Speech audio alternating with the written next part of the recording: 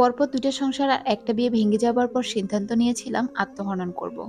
হ্যাঁ, নিজের ইচ্ছেতেই নিজের জীবন শেষ করতে চেয়েছিলাম। তবে আমি তখনও জানতাম না আমার এই জীবন যে আমার নয়, আমার রবের দেয়া আমানাহ মাত্র। তার খেয়ানত আমি করতে পারব না। যেখানে সমাজ আমাকে অপবাদ দিয়ে মৃত্যুর দিকে ঠেলে দিচ্ছিল, সেখানে রব পরম যত্নে আমাকে আগলে রেখেছিলেন, তার কাছে ফিরবার পথ করে দিয়েছিলেন। বাবা-মা ৪ মেয়ের মধ্যে আমি ছিলাম সবার বড়। কোনো ভাই ছিল না আমাদের। ইসলাম মেয়েদের অসম্ভব সম্মান দিলেও সমাজ যে এখনো মেয়েদেরকে বোঝাস্বরূপ মনে করে তা বুঝতে পেরেছিলাম যখন ১৪ বছরে পা দেওয়ার সাথে সাথেই আমাকে ঘাট থেকে নামানোর বন্দোবস্ত করেছিলেন আমার বাবা-মা। আমি অল্প বয়সে বিয়ে দেবার বিপক্ষে নই, বরং স্বল্প বয়সে একটা মেয়েকে জোর করে নেশাখোর চরিত্রহীনের সাথে বিয়ে দেওয়ার বিপক্ষে। তবে আমার বিপক্ষপাতিত্বে তখন কারো কিছু এসে যায়নি। বিয়েটা আমাকে দেওয়াই হয়েছিল কোনো এক নেশাখোর লম্পটের সাথে। ছোট ছিলাম, তবুও বাবা-মার কথা ভেবে সংসার ভাঙতে চাইনি। নতুন করে আবার তাদের ঘাড়ে চাপতে চাইনি। তাই তো নেশাখোরের হাজারো অত্যাচার সহ্য করে ২ বছর টিকেছিলাম। দিনে দিনে তার অত্যাচার সে আরো বাড়তে থাকে। আমি যতই সহ্য করতাম, ততই অত্যাচারের মাত্রা বাড়াতে থাকতো সে। একবার মার খেয়ে নাক দিয়ে রক্ত পড়তে লাগলো। নিষ্ঠুরটা তবুও আমাকে সহানুভূতি দেখায়নি। নিয়ে যায়নি ডাক্তারের কাছে। সারা দিন রাত আত্মরা অবস্থায় মাটিতে পড়েছিলাম। কারো মাধ্যমে আব্বা-আম্মা খবর পেয়ে আমাকে এসে নিয়ে গেলেন পরদিন সকালে। এরপর আর ওই বাড়িতে যাওয়া হয়নি। তালাকের কথা তখনও আমি বলিনি। তবে সে নিজের ইচ্ছেতেই তালাক দিয়ে দিয়েছিল। পরে অবশ্য জানতে পেরেছিলাম কোনো একজনের বউকে ভাগিয়ে এনে সে নতুন সংসার পেতেছে। তার নতুন সংসার হলো। তবে আমার সংসার ভেঙে গেল। পাড়া-পড়শির কানাকানি শুনতে শুনতে দিন যেতে থাকে আমার। তাদের একই কথা, আমি যদি ভালো হই আমাকে মারবে কেন? কিন্তু তাদেরকে বোঝাবে কে? নেশাখোরদের মারার কোনো কারণ লাগে না। নেশায় মাতাল হয়ে তারা এমনিতেই স্ত্রীর গায়ে হাত তোলে। আর তার মধ্যে যদি থেকে বাইরের নারীতে আসক্ত, তাহলে তো আর কোনো কথাই নেই। এগুলো জানার পরও প্রতিবেশীদের একই কথা, সব দোষ নাকি আমারই। আমি চাইলেই নাকি পারতাম তাকে নেশা থেকে ফেরাতে। কিন্তু তাদেরকে তো বোঝাতে পারিনি আমি যে বারংবার নেশা ছাড়ানোর চেষ্টা করেছি। এতটুকু বয়সে কতই বা চেষ্টা করা যায়। তবুও তো তাকে ছাড়িনি নিজের ইচ্ছাতে, বরং সেই ছেড়েছিল অন্য নারীতে আসক্ত হয়ে। তবুও দিন শেষে সব দোষ আমারই। ১৬ বছর বয়সী ডিভোর্সে আমি কি বা করব? লোকের কথা শুনতে শুনতে জীবন থেকে মায়া উঠে গেছে। তবুও আব্বা আম্মার দিকে তাকিয়ে নতুন করে বাঁচতে ইচ্ছে হতো। আব্বাকে অনেক বুঝিয়ে শুনে পড়াশোনা আবার শুরু করি।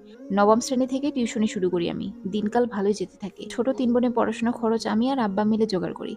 কিছুটা হিমশিম খেতে হয়, তবু পেরে উঠি আমরা। ২ বছর পর তখন আমার বয়স ১৮ কি ১৯ বছর। কলেজে উঠে একটা ছেলের প্রেমে পড়ে যাই। যদিও এতে ছেলেটার আগ্রহী বেশি ছিল, সেই আমাকে নানাভাবে আকৃষ্ট করার চেষ্টা করত। একসময় আমিও তার প্রতি আকৃষ্ট হয়ে তার প্রেমে পা বাড়ি। দিনের জ্ঞান ছিল না বলেই এ ধ্বংসের দিকে পা বাড়িয়েছিলাম। বান্ধবীরা বলেছিল ছেলেটা ভালো নয়। আমার সাথে নাকি টাইম পাস করছে। আমি তখন তার প্রেমে এতটাই অন্ধ ছিলাম যে কারো কথা বিশ্বাস করিনি। বান্ধবীদের মিথ্যে প্রমাণ করব বলে তাকে বিয়ের প্রস্তাব দিই। আশ্চর্যজনকভাবে সেও রাজি হয়ে যায়। তবে শর্ত দেয় তার বাসায় কাউকে জানানো যাবে না। সে কোনো জব পেলে তখন জানাবে। আমিও তার প্রেমে অন্ধ হয়ে রাজি হয়ে যাই। সে আমাদের বাসায় নিয়মিত আসা যাওয়া করতে বলে সবাই আমাদের বিয়ের বিষয়টা ৬ মাসের মধ্যেই জেনে যায়। তখন তার বাসা থেকে কেউ আমার মেনে নেয়নি। সবার এক কথা তাদের ছেলেকে তারা ডিভোর্সি মেয়ের সাথে মেনে নিতে পারবে না। তবে আমার ধারণা ছিল সে সবাইকে বোঝাতে সক্ষম হবে। আমাকে কোনোভাবেই ছেড়ে দিবে না। যেহেতু সে আমার বিয়ে করা স্বামী আর আমাকে ভালোবেসেই বিয়ে করেছিল। কিন্তু আমার ধারণাকে মিথ্যে প্রমাণ করে দিয়ে সে আমাকে ছেড়ে দেয়। ছাড়ার পূর্বে আমি তার পায়ে পর্যন্ত ধরেছিলাম যেন আমাকে ছেড়ে না যায়। কিন্তু সে আমাকে ছেড়ে গিয়েছিল। খুব ভালোবাসতাম তাকে। তার মা বোনদেরকেও প্রচুর অনুনয় বিনয় করেছিলাম। কিন্তু কেউ কথা শুনেনি আমার। সবার এক কথা, আমি খারাপ, তাই আমার ডিভোর্স হয়েছে। আর খারাপ কাউকে তারা তাদের এত ভালো ছেলের সাথে বিয়ে দিবে না। সে তো আমার সম্পর্কে সব জেনেই আমাকে বিয়ে করেছিল। তবুও কেন ছাড়লো? কারণ বিয়েটা সে সিরিয়াসলি নেয়নি, মজা নেবার জন্য করেছিল। আমার বান্ধবীদের মিথ্যে প্রমাণ করবার জন্য করেছিল। অথচ শেষমেশ আমি মিথ্যে প্রমাণিত হয়ে সবার হাসির খোরাক হয়ে গিয়েছিলাম। দ্বিতীয় সংসার ভাঙার পর আমি ডিপ্রেশনে চলে গিয়েছিলাম। সারা দিন রাত কাঁদতাম আর বলতাম, আল্লাহ কেন আমার সাথে এমন করলেন?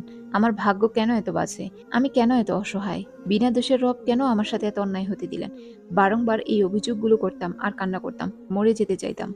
কিন্তু সাহসে কুলাতো না। এরই মাঝে একদিন খবর এলো অবিবাহিত কোনো ছেলে আমার সকল অতীত জেনেই আমাকে বিয়ে করতে চায়। আব্বা আম্মা সহ বাকি সবাই ভীষণ খুশি। সে আর ছেলের গুণ গানে মুখরিত। সবাই ভাবলো ছেলেটা ভীষণ ভালো। না হলে এমন কলঙ্কিনী মেয়েকে বিয়ে করতে চাইবে কেন? যদিও আমি আর বিয়ে করতে চাইনি, রাজিও হইনি প্রস্তাবে। কেননা আমি তখনও আমার প্রাক্তন দ্বিতীয় স্বামীর প্রতারণা ভুলতে পারিনি। আর ছেলেদের প্রতি চরম অনীহা এসে গিয়েছিল। তবুও আমার অমতেই সবাই বিয়ের দিন তারিখ ঠিক করে ফেলল।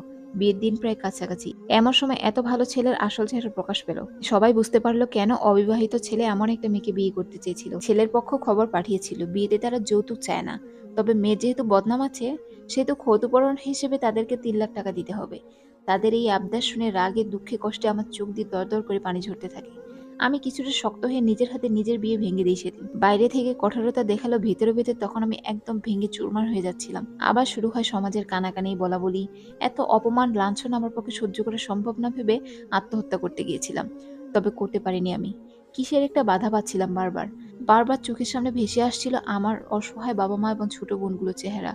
তাই মরতে গিয়েও ফিরে এসেছিলাম সেদিন। আমি সেদিন আত্মহত্যা না করলে ভেতরে ভেতরে একদম মরে গিয়েছিলাম। বেঁচে ছিলাম শুধু বেঁচে থাকার তাগিদ। এত কষ্ট, হতাশা, ডিপ্রেশন, লোকের অপমান নিয়েও আমি নিয়মিত পড়াশোনা করে টিউশনি করে যাচ্ছিলাম নিজের অসহায় পরিবারের কথা ভেবে। এই তেতো অতীত ভুলবার জন্য আমি সবসময় ব্যস্ত থাকার চেষ্টা করতাম। তাই আরো কয়েকটা টিউশনির খোঁজ লাগাই। হঠাৎই এক বড় আপুর মাধ্যমে একটা মহিলা মাদ্রাসার ইংরেজি পড়ানোর দায়িত্বটা পেয়ে যাই। যদিও মাদ্রাসার প্রতি তেমন কোনো টান ছিল না তখন, তবুও ব্যস্ত থাকা আর কিছু টাকা আয় হবে ভেবে রাজি হয়ে যাই। মাদ্রাসাতে সারাক্ষণ বাচ্চাদের পড়াতে ভীষণ ভালো লাগতো। তাদের ব্যবহার দেখে আমি মুগ্ধ হতাম। আর ভাবতাম আমিও যদি তাদের মতো একটু এমন প্রশান্তিতে থাকতে পারতাম। বাকি সময় দিনী বোনদের সাথে মজলিসে বসতাম, তাদের তালিম শুনতাম। তালিম শুনে শুনে ধীরে ধীরে আমি হিদায়াত দিকে ধাবিত হই। আমার মনের সকল কষ্টগুলো উড়িয়ে দিতে ইচ্ছে হতো। যখন আমি কোরআন হাদিসের কথা শুনতাম, দিনী বন্ধুর সাথে যখন শেয়ার করি আমার লাইফের সকল ঘটনা, তখন তারা আমাকে দারুণ বুঝ দিতে থাকেন। আর আমিও বুঝতে থাকি আমার লাইফে যা হয়েছে তাতে আল্লাহর কল্যাণই রেখেছেন। আসলে আল্লাহ মানুষকে নানা পরীক্ষায় ফেলেন, কষ্ট দেন, যেন বান্দা কষ্ট পেয়ে হলেও আবার তার কাছে ফিরে আসে। আর আল্লাহ তাকেই বেশি পরীক্ষায় ফেলেন আর কষ্ট দেন যাকে তিনি ভালোবাসেন। আল্লাহ আমাকেও কষ্ট দিয়ে তার কাছে ফিরিয়ে নিতে চেয়েছিলেন, কিন্তু তখন আমি বুঝিনি, ফিরে যাইনি তার কাছে। আমি ভাবতাম আমার পক্ষে এত কষ্ট করা সম্ভব না। অথচ আল্লাহ বলেন, আল্লাহ সাধ্যাতীত কিছু মানুষের উপর চাপিয়ে দেন না। আমি বারবার অভিযোগ করতাম, আল্লাহ আমার সাথে কেন অমন হতে দিলেন, সকল অন্যায় কেন আমার সাথেই হলো, এগুলো ভেবে আল্লাহকে বারবার দোষ দিতাম। অথচ দোষ আমারই ছিল। আমি আল্লাহকে ভুলে গিয়ে সুখ খুঁজতে গিয়েছিলাম। আর আমার গুনাহের কারণে যে সুখ খুঁজতে গিয়ে দুঃখে পতিত হচ্ছিলাম তা তখনো বুঝতে পারিনি। কেননা আল্লাহ বলেন, তোমাদের উপর যে বিপদই উপনীত হয় তা তোমাদের হাতের উপার্জনের কারণেই হয়। আমি আগে না জানলেও পরে ঠিক বুঝতে পেরেছিলাম আমার সাথে ঘটনাগুলো আমার কর্মেরই ফল ছিল। আমি দিনের পর দিন হারামে লিপ্ত ছিলাম। নামাজ, রোজা, আল্লাহর ইবাদত থেকে মুখ ফিরিয়ে নিয়েছিলাম। অথচ আমার রব একবারও আমার দিকে থেকে মুখ ফিরিয়ে নেননি। তাই আমাকে শত কষ্ট দিয়ে হলেও বোঝাতে চেয়েছেন, তিনি ছাড়া আর কেউ আপন নয়। আমাকে তার কাছেই ফিরে যেতে হবে। আর তার কাছে ফিরতে পারাতেই আছে পরম শান্তি। আগে আমার হাজারো রকমের অভিযোগ ছিল আমার জীবন নিয়ে। কিন্তু কেন এত কষ্ট অপমান পেলাম, অথচ এগুলো না পেলে যে রবের কাছে ফিরতেই পারতাম না, তা আমি বুঝতে পেরেছি ধীরে ধীরে। যদি কোনো কষ্ট বা কলঙ্ক আমাকে আমার রবের কাছে ফিরতে শিখায়, তবে তো সুখের চেয়ে সেই কষ্টই উত্তম। রবের নিকট এখন আমার আর কোনো অভিযোগ নেই। আছে এক আসমান পরিমাণ বা তার চাইতেও বেশি কৃতজ্ঞতা। কারণ আমার রব এখন আমার হৃদয়ের উপহার দিয়েছে, যা আমার হাজারো না পাওয়ার কষ্টকে দমিয়ে দেয়, যা আমাকে পাইয়ে দেয় হাজারো সুখ, শান্তি, প্রশান্তি। কষ্টগুলো আর ভয়ানক অতীত আমাকে বারবার হাতছানি দেয়, আমাকে নিরাশ হতে বলে। তবুও এখন আমি আর নিরাশ হই না, বরং কষ্টগুলোকে উপভোগ করার চেষ্টা করি। কারণ আমার রবই তো বলেছেন, নিঃসন্দেহে কষ্টের সাথে আছে স্বস্তি। সমাজের লোকেরা যখন আমার পর্দা করা নিয়ে, দিনের ইলম অর্জন করা নিয়ে হাসাহাসি করে আর আমার অতীত নিয়ে খোঁটা দেয়, তখন তীব্র কষ্টে আমার অন্তর পুড়ে যেতে চায়। তবে আমি বারংবার ধৈর্য ধারণ করে যাই আর আনন্দে আত্মহারা হয়ে যাই, এই ভেবে যে রব আমাকে ধৈর্য ধারণ করার মতো নিয়ামা দিয়েছেন। আর এজন্য রেখে দিয়েছেন অপরিমিত প্রতিদান। কারণ আমার রব বলেন, আমি ধৈর্যশীলদেরকে তাদের পুরস্কার অপরিমিতভাবে দিয়ে থাকি। আমার বয়স তখন ৩০ ছুঁই ছুঁই। সমাজের লোকের কথা হজম করে তখন আমি নিজের পায়ে দাঁড়াতে সক্ষম হয়েছি, আমার রবের উপর তাওয়াক্কুল করে। এই কয়েক বছরে আমি এক নতুন আমিকে আবিষ্কার করেছিলাম। দিনী জ্ঞান অর্জন করার পাশাপাশি দীর্ঘ ৪ বছর কঠোর পরিশ্রম করে হিফজ শেষ করি। মাদ্রাসায় পড়ানো, টিউশনি, নিজের পড়াশোনা, দিনী জ্ঞান অর্জন আর সকলের মাঝে তা ছড়িয়ে দেবার মাধ্যমে আমার জীবন আনন্দই চলে যাচ্ছিল।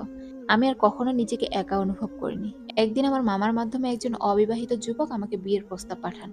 আমি শুনে প্রথমে ভেবেছিলাম সে হয়তো আমার সম্পর্কে কিছু না জেনে প্রস্তাব পাঠিয়েছেন। পরবর্তীতে মামা আমাকে আশ্বস্ত করলেন যে তিনি আমার সম্পর্কে সকল খোঁজখবর নিয়েই বিয়ের প্রস্তাবে আগ্রহী হন।